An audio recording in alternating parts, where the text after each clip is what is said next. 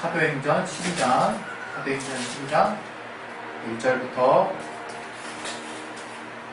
10절까지. 사도행전 12장 1절부터 10절까지. 우리 바깥에 계신 분들은 개역 한글 성경을 찾아주시면 되겠습니다. 개역 한글 208페이지에서 209페이지 사이.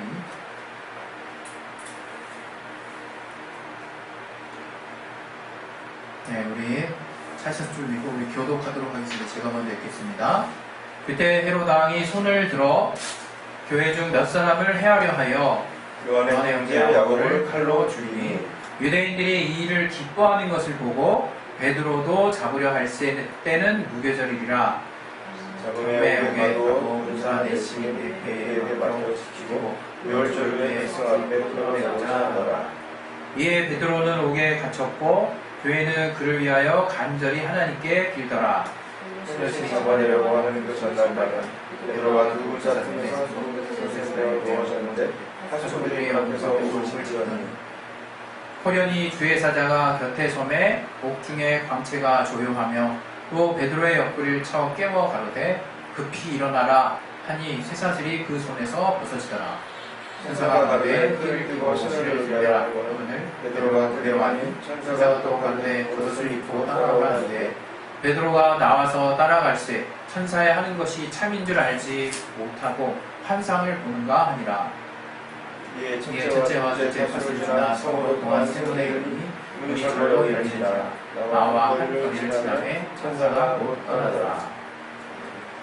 네, 오늘 또 이 시간에 이 말씀 통해서 하나님 우리에게 깨닫게 주신 그 말씀을 들을 기회를 깨닫게 달라고 이 시간에 예수 한번 주고하겠습니다.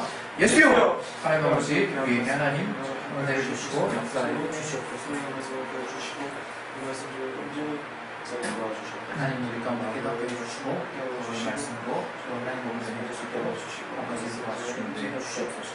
성령으로 충만하게 해주시고 도와주시고 인도해 주시옵소서. 아버지 도와주시고 인도해 주시옵소서. 예수 이름으로 드리겠습니다. 아멘. 아마 저와 여러분이 하나님이 우리 사람과 같다라고 했으면 하나님을 믿을 사람이 과연 몇 명이나 있을까 그런 생각을 해봅니다.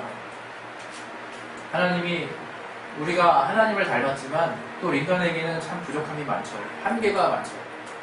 근데 하나님이 가장 두드러진 특성이라고 할까요? 그것은 바로 하나님은 전능하신 분이라고 하는 거예요. 그래서 못하시는 일이 없는 거죠. 그래서 이렇게 우리가 받아들일 수 있어요. 하나님은 그가 뜻하시는 바를 못 이루시는 법이 없다. 이렇게 생각하시면 되는 거죠. 우리는 뜻한다고 우리가 일이 이루어지지는 않잖아요.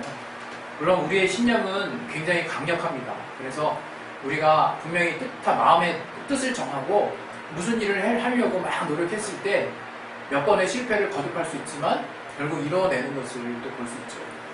그러나 하나님은 어떤 그러한 막 실패를 거듭해서 막 이루어지고 하는 그런 어떤 성격이 아니라 그가 한번 작정하시고 뜻하시면 그는 반드시 성취하시고 그 일이 틀어지는 법은 없는 거예요.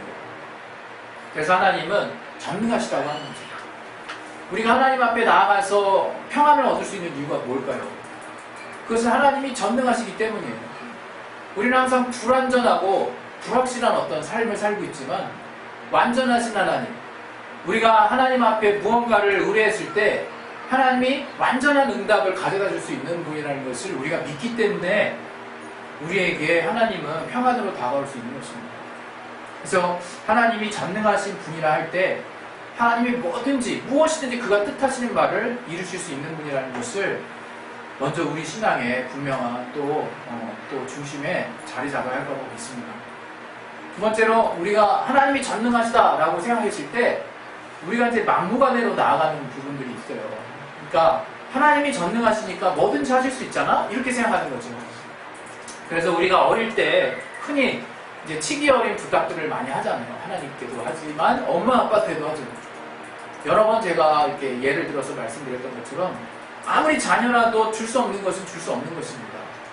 그러나 하나님도 우리가 하나님 앞에 무엇인지 할 수 있는 하나님 앞에 구하라 하셔서 하나님 말씀하신 대로 구했는데 왜 안 들어주시냐고 우리가 투정을 부릴 때가 있어요.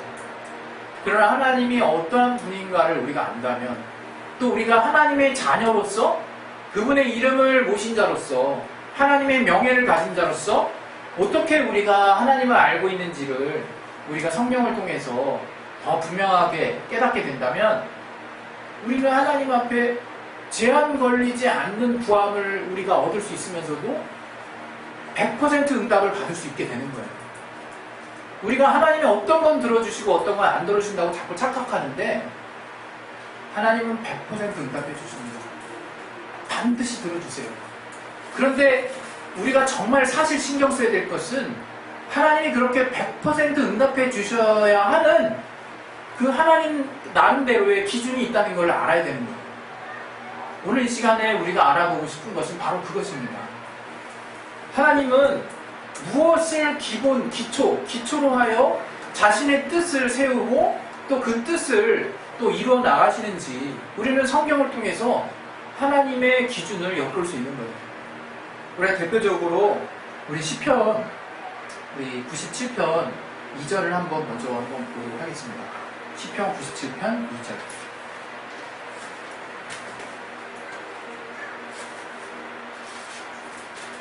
시편 97편 2절.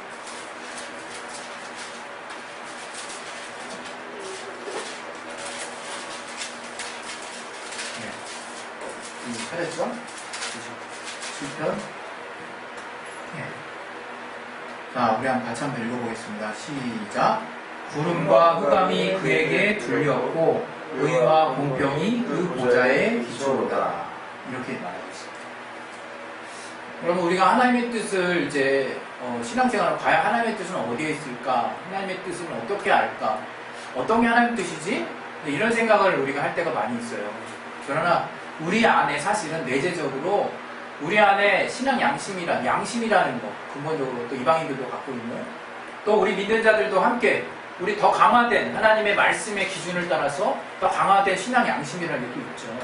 그게 뭡니까? 무엇에 기초한 것입니까? 바로 하나님의 뜻, 하나님의 말씀하신 그 기준에 따라서 우리의 마음에 새겨진 틀이 아니겠습니까?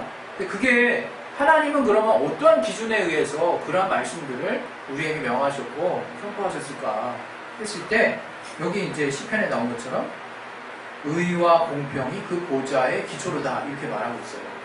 다시 말하면 이 히브리어로는 저번에도 몇 번 말씀드렸지만 제데크라는 것과 미시파트라는 히브리어를 썼는데 둘이 중복되는 부분이 분명히 있다고 그랬죠. 그러나 조금 그 어감상 좀 살펴보면 미시파트가 약간은 재판하다, 또 뭔가 행함의 어떤 실천적인 요소에 더 이렇게 가까운 반면에 제데크는 어떤 기준에 가까운 어떤 그 용어에 어떤 부합합니다. 그러나 분명한 것은 그 안에 정의라고 하는 것, 또 공평이라고 하는 것, 또 공정이라고 하는 것, 또 올바름이라고 하는 그런 가치들을 내포하고 있어요. 그러니까 우리가 살면서 하나님을 이해할 때 과연 공정한 것이 무엇인가, 공평한 것이 무엇인가를 우리는 이 땅에 살면서 고민해 봐야 되는 거예요.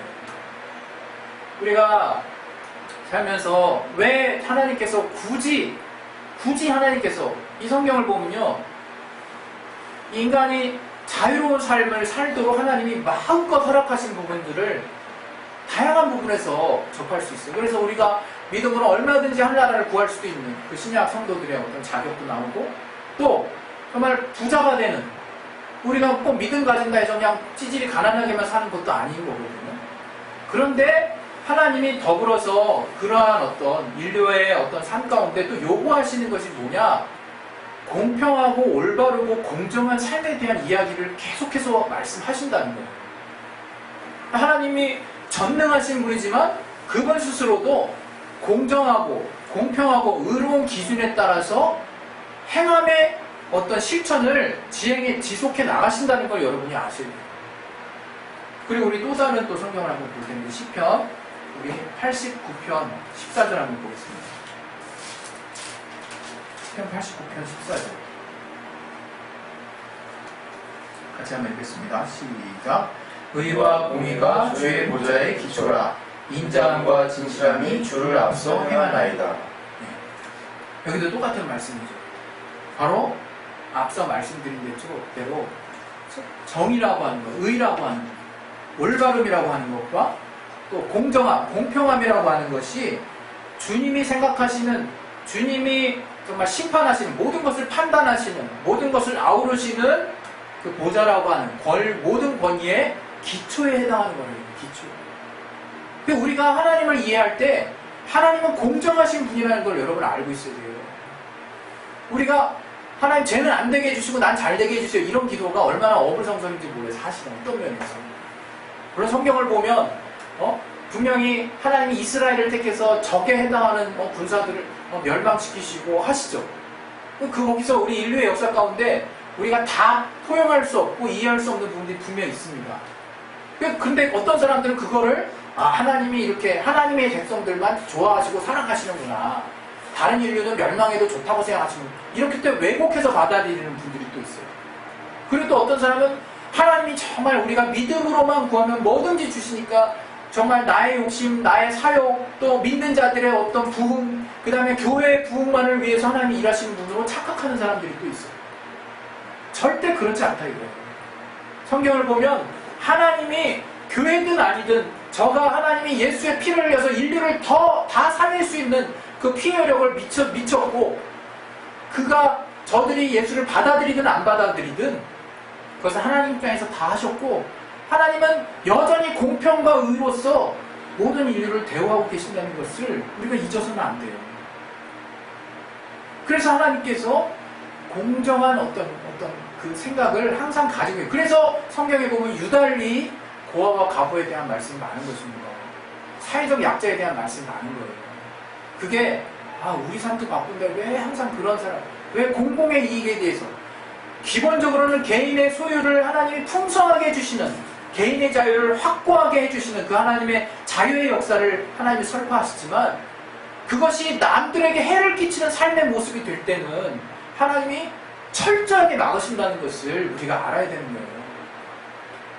그래서 하나님이 그러한 기준으로 저의 전능하심이 제한받을 수 있다는 것을 우리 생각에서 항상 우리는 염두에 둬야 되는 거예요. 하나님이 불가능하시다는 게 아니라 하나님은 전능하시지만 그분이 세우신 가장 올바른 공의의 의의 기초를 따라서 움직이시는 분이라고.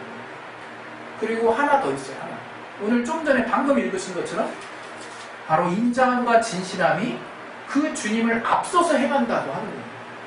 이게 뭐겠습니까? 하나님의 공평과 의의 기준에 의하면 하나님은 시시비비를 가리셔야 되는 분이에요. 그리고 올바르게 모든 것이 공정하게 될 수 있도록 그렇게 집행하셔야 되는 분이에요. 그러나 그 하나님은 그것보다 항상 앞서서 인자함을 가지시고 사랑을 가지시고 또 진실함을 가지시고 그 우리 앞에 놓여진 많은 상황들을 먼저 하나님이 판단하신다는 거예요. 그 대표적인 예가 뭡니까? 바로 예수 십자가의 보혈의 공로예요. 우리가 늘 항상 기억하지만 우리 아담의 원죄, 하나님 앞에 불순종한 그 죄는 하나님이 세우신 원칙에 의하면 그것은 심판을 받아서 형벌을 받아야 되는 그런 어떤 꼴이죠. 하나님이 세우신, 정말 인간은 부족하기 때문에 이런 걸 가지고 이렇게 생각할 수 있죠. 그러나 뭔가 우리 사는 친구들 중에서도 어떤 기질별로 굉장히 꼼꼼한 사람 볼 수 있어요. 어떤 사람은 막 용납하는 사람들, 야 어떻게 저런 거 용납할 수 있나, 그렇게 생각하는 사람 분명히 있습니다. 72비로 따지면 그렇게 꼼꼼하게 생각하는 사람이 더 맞을 수 있어요. 그러나 이제 우리도 동일하게 하나님의 성품을 이것저것 다 또 닮았기 때문에 또 인정이라는 게 있고 뭔가 어떻게 그렇게 매정하게 하냐 이렇게 또 말을 하기도 하죠. 그러나 우리가 그것을 조화롭게 좋아하기는 참 어렵습니다. 그러나 하나님은 어떻게 말씀하시느냐, 그 의와 공평과 의를 끝까지 시행하시겠다는 거예요. 그러나 그가 긍휼과 인자함, 그 인자함과 진실함으로 우리를 향해서 먼저 대해주시겠다는 거예요. 그 결과가 아들을 희생하시는 결과로서 우리에게 주신 거라 해요. 그는 그분의 의의 기준을 끝까지 시행하시면서도 죄의 형벌, 그 형벌을 아들에게 대신 감당하도록 하시면서 그 의가 훼손되지 않은 상태에서 우리를 향한 진실함과 인자함을 통해서 우리가 하나님의 은혜가 얼마나 크고 또 놀라운 것인가를 우리 마음의 중심에 확 바뀔 수 있도록 하신 거예요. 이거는 정말 우리의 이성으로 이해할 수 없는 영역인 거죠. 그래서 성령의 영역 안에 두신 것이고, 성령을 통해서 우리가 깨달을 때만이 말도 안 되지만 하나님이 그렇게 우리를 사랑하셨다. 근데 여러분이 신앙생활을 하실 때 항상 공의와 의로운 기준, 공정한 기준, 공평한 기준이 기초가 돼 있어야 돼요. 그리고 그 가운데서 주님이 우리에게 보여주셨던 것처럼 용서라고 하는 부분, 희생이라고 하는 부분, 사랑이라고 하는 부분의 가치를 우리의 전면에 우리가 내세워서 전진해 나아가는 거예요. 저는 그렇습니다. 거룩함은 누구에 대한 그 법일까? 우리 자신에 대한 법이에요. 그 거룩함을 상대방에게 요구하는 법이 저는 아니라고 생각해요. 그럼 상대방은 거룩하지 말라는 거냐? 아니, 이웃에게 대해서는 하나님이 사랑의 법을 주셨어요. 그러나 나 자신에게 대해서는 거룩의 법을 주셨다고. 나는 거룩하게 구별돼요. 그래야 내가 하나님의 자녀로서 합당한 삶을 산다라는 빛이 날 수밖에 없는 거예요. 그러나 우리 이웃에 대해서 내가 거룩한데 쟤는 왜 저래? 그 법을 주시지 않았다고 저는 생각하는 거예요. 왜? 하나님이 그렇게 보여주셨습니다. 하나님이 그렇게 거룩하신 분이면서도 인간처럼 되시고 연약하게 되시고 인간의 죄를 마치 이런 표현하면 될지 모르겠지만 똥을 뒤집어 쓴 것과 다름없죠. 그리고 똥을만 뒤집어 쓴 겁니까? 그냥 죽으셨잖아요. 억울하게 죽으셨잖아요. 왜 그러셨습니까? 자신에게 대해서 거룩한 하나님이시지만 정말 이웃을 어떻게 덮고 어떤 돈을 사는지를 우리에게 분명하게 보여주신 것이라고 저는 믿습니다. 우리 기독교인들이 때로는요, 어떤 죄에 대해서 엄청나게 날 세워서 막 반대하고 그냥 치열하게 그냥 손 올리고 운동하고 그러지만 저들을 품고 덮고 살아가는 부분은 엄청나게 약해요. 우리 다문화 가정들 또 외국인들이 한국에 들어오는 것에 대해서 얼마나 국가적으로 반대하는 사람들 많습니까? 국가적인 손해일 수 있죠. 더 어려움일 수 있죠. 지금 우리나라 우리 국민들도 먹고 살기 바쁜데 저들까지 나눠줘야 되냐 이런 생각하는 사람 진짜 많아요. 어떻게 보면 되게 현실적인 어떤 얘기들 하는 걸 수 있어요. 그러나 성경은 분명히 구약부터 신약까지 일관되게 뭐라고, 나그네를 돌아보지 않는 너희들을 내가 돌아보지 않겠다고 말씀하세요. 그럼 나그네가 누구겠습니까? 너희의 이웃이 누굽니까? 정말 강도 만난 그 어떤 사마리아인을, 강도 만난 자를 구해준 사마리아인이 이웃이라고 얘기하지 않습니까? 여러분, 우리가 나그네에 대해서 또 우리의 약자에 대해서 공평함과 공정함과 의를 행하는 하나님의 기준을 가지고 그분의 전능하심을 논할 수 있어야 돼요. 오늘 이 본문을 봅니다. 오늘 본문을 보면 오늘 본문에는 베드로그 이야기가 나와요. 여기서 나온 헤롯이 여러 명의 헤롯이 있는데 한 8명이 있는데요. 여기서는 헤롯 대왕이 아니라 헤롯 아그리파 1세에 해당하는 인물이에요. 그 인물이 여러분이 어디서 딱 보면 알 수 있냐면 헤롯이 백성들 크게 효유한데 이런 장면 기억나시죠? 그때 충이 먹어서 죽었다는 이야기가 나와요. 하나님께 영광을 돌리지 않았고 그 헤롯 아그리파 1세가 바로 이 사람입니다. 오늘 일어난 이 일도 이 사람이 죽던 해에 일어났던 일이에요. 이 헤롯 아그리파 1세가 이 기독교인들을 엄청나게 핍박했어요. 그래서 일단은 요한과 야고보 형제죠. 우레 아들이라 별명을 가진 보아너게라는 그 중에 야고보가 죽었어요. 헤롯이 참수를 했어요. 그랬을 때 유대인들이 되게 좋아했다는 거죠. 기독교인들을 시기했다는 거죠. 저들의 전통적인 발행과 전통적인 형태의 어떤 신앙의 큰 방해물이라고 생각했던 것 같아요. 좋아하니까 그 좋아하는 반응을 보고 헤롯이 이게 저들의 지도자를 잡으면 이게 내가 더 인기를 얻겠구나 이런 생각을 했던 것 같아요. 그게 베드로를 또 잡습니다. 때는 이제 무교절, 6월절하고 무교절하고 붙어 있죠. 그래서 무교절날 6월절이 이제 시작하는 날 이제 무교절을 해가지고 무교병을 7일 6일 동안 먹고 해서 그 일주일간이 무교절 행사, 유월절 행사지 않습니까? 그 행사가 이제 끝나는 그때는 이제 종교적으로 굉장히 민감하니까 그때가 끝나기 전에 그때 끝난 직후에 이제 베드로를 이제 감옥에서 빼가지고 이제 아무래도 형을 집행하려고 하는 그런 의도가 다분히 있는 이런 사건들을 지금 벌이고 있는 상태였어요. 그러니까 어떻게 됐느냐? 군사 4명씩 4패. 그러니까 4명씩 사교대 했다는 거예요, 사교대. 그래가지고 이게 일반적으로 로마 감옥이, 이 로마에 있는 이 감옥이요, 한 3시간 단위로 돌아간대요. 그러니까 3시간 단위로 4명씩 철석같이 이제 베드로를 이제 딱 묶어놓은 거예요. 그때 여러분 이제 이거 보시는 것처럼 여기에 신비체험이 나와 있어요. 신비체험이. 믿지 않는 자들이 도무지 받아들이기 어려운 내용이 여기 들어있어요. 뭐가 들어있습니까? 하나님의 사자가 등장합니다. 여기서 갑자기. 여기 보면 베드로는요, 뭔 간절함도 없었던 말, 그냥 잡히면 잡히나 보다. 물론 어떤 마음이었는지는 모르죠. 근데 저가 신을 들매라, 허리띠를 떼라, 그 다음에 겉옷을 입어라, 옆구리를 쿡 찔렀을 때 그 찔렀다는 용어가 그 헬라어로요, 때려서 죽이다는 표현도 있는 용어래요. 그 단어가. 그러니까 얼마나 세게 쳤는가, 좀 강하게 칠 때 쓰이는 용어라는 거예요. 저 얼마나 깊은 잠에 잠들었으면 쿡 찔러도 세게 쳐서 죽인다는 용어가 내포되어 있는 단어를 써서 쿡 찔렀어요. 그래도 반응이 별로 없었나요? 그렇게 세게 해가지고 얘가 딱 떴어. 근데 베드로는 그때 신의 밑바닥만 있는 그 나라, 그 시대 가죽끈으로 묶어야, 발목에 묶어야 묶어줄 수 있는 거. 시간 꽤 걸리죠. 그리고 거기다 허리띠도 안 맸어요. 그 시대에는 이제 허리띠 안 매면 바지 풀어져서 허리띠를 반드시 매야 돼요. 완전히 무장해제 상태로 그냥 감옥에서 풀려날 생각 못하고 푹 잤다는 거예요. 근데 그때 하나님의 사자, 천사겠죠. 천사가 저를 옆구리를 때려서 저를 일방적으로 끌고 나옵니다. 근데 베드로는 이게 꿈인가 생시한가 이렇게 생각했다는 거예요. 왜? 뭐 도무지 그냥 완전히 기몽사몽간에 이끌려 간 거죠. 그때 그 양쪽에 베드로의 양쪽에서 지키던 군사들 또 철 옥문 파수 두 파수를 다 지나고 철문이 다 열리고 스르르 열려서 저가 무사하게 탈출이 된 다음에 우리 11절을 안 읽었지만 저가 비로소 하나님이 나를 이 상황에서 구원해 주었다고 고백하는 부분이 나와요. 근데 이 내용 중에 중간에 우리가 그냥 쉽게 넘어갈 수 있는 부분 바로 뭐가 나오느냐? 교회는 저를 위해서 간절히 기도했더라 하는 부분이 나와요. 저는 이런 상황을 이제 주목해 보는 것입니다. 무엇을 주목해 보느냐? 베드로가 지금 당하는 고난은 애매한 고난이에요. 그리고 야고보도 애매히 죽은 거예요. 그리고 이 당시 기독교인들의 사례를 보면 사도행전에 잘 나와 있는데 이웃에게 구제 활동을 열심히 했어요. 그리고 정말 서로 나눠주기를 공유하는 삶을 살았어요. 비단 믿는 자들 안에서뿐만 아니라 구제하는 걸 열심히 했다 이거예요. 백성들한테 칭송을 받았다 그랬어요.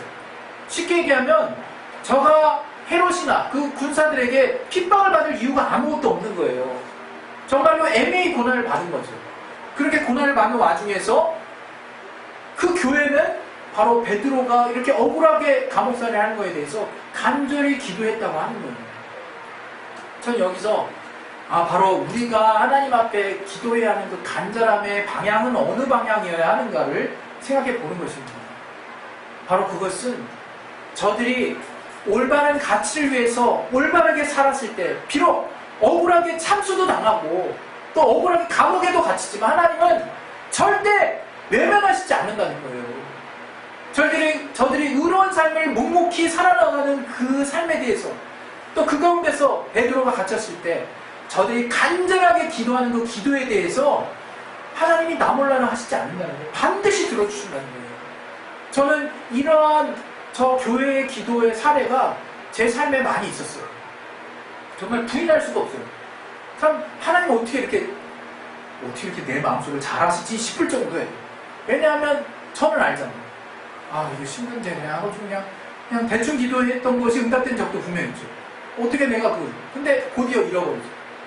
그러나 분명히 내가 기억하는 또렷한 상황들을 제가 기억하는 건들이 쫙쫙 껌껌들이 있는데 내가 내 중심을 다해서 사심 없이 올바른 가치를 위해서 내가 간절하게 기도하고 있는 그것은 나의 지극히 개인적인 삶일 수도 있어요. 우리는 마치 공의를 위한 기도만 다 들어준다고 생각하는데 그것이 아니라 사심 없이 진실하게 내가 올바른 가치를 따라서 남에게 해를 끼치지 않고 올바르게 주님 앞에 간절함을 따라 끝까지 기도하는 기도에 대해서 하나님이 단 한 번도 응답을 안 해준 적이 없어요. 저는 거기에 놀라는 거예요. 저는 그 사실에 놀라는 거예요. 하나님 나보다 더 정확하신 분이구나. 여러분 진실함으로 여러분이 개인적인 업무든 또 여러분의 먹거리든 또 여러분의 공적인 일이든 상관없어요. 어떤 일이 되든 그래서 그것이 무엇이든지 되는 겁니다. 그것이 하나님의 진실함의 조건, 하나님도 무시하시지 않은 공의로운 조건에 부합하신다면 더욱 간절히 기도하시고 절대로 포기하지 마시기 바랍니다. 그것은 여러분의 개인적인 먹거리 해결일 수도 있고, 또 여러분의 어떤 회사의 일들이 될 수도 있고, 또 나의 또 정말 내가 주님의 어떤 복음을 전하는 어떤 가운데 일어나는 핍박일 수도 있어요. 그러나 여러분이 정말 좌우로 치우치지 않는 정말 신실함을 가지고, 진실함을 가지고, 또 선한 뜻을 가지고 여러분이 진행하는 여러분의 정말 삶의 가장 구체적인 영향이라 할지라도 하나님은 그 간절함을 절대 무시하시지 않으시고 반드시 응답하신다는 것을 기억하시기 바랍니다. 할렐루야. 우리 시간에 이제 기도하겠습니다. 기도하실 때 정말 저는 이런 생각 해봅니다. 헤롯이 왜 갑자기 비명 행사했을까? 제가 요세푸스가 참 신기하게도 누가의 기록과 일치하는 내용을 이제 쓴 내용이 있어요. 그때가 우리가 백성을 크게 효유한데 하나님께 영광을 돌리지 아니하므로 충이모가 죽으니라 그 장면이에요. 그걸 요세푸스는 어떻게 썼냐면 그 축제의 두 번째 날에 아그리파 왕은 순운으로 짠 창으로 멋진 의복을 입고 새벽에 원형극장으로 들어갔다. 태양광선이 찬란하게 비치자 그 옷은 신비한 빛을 발하기 시작했고 그 반짝임을 바라본 사람들은 희묘한 두려움과 경의를 느꼈다. 아천꾼들은 아그리파 왕을 신이라고 부르면서 사방에서 목소리를 높였다. 중략 왕은 갑자기 엄습한 강한 고통으로 인하여 복부를 움켜잡았다. 왕은 54세 주기한 7년 된 때 세상을 떠났다.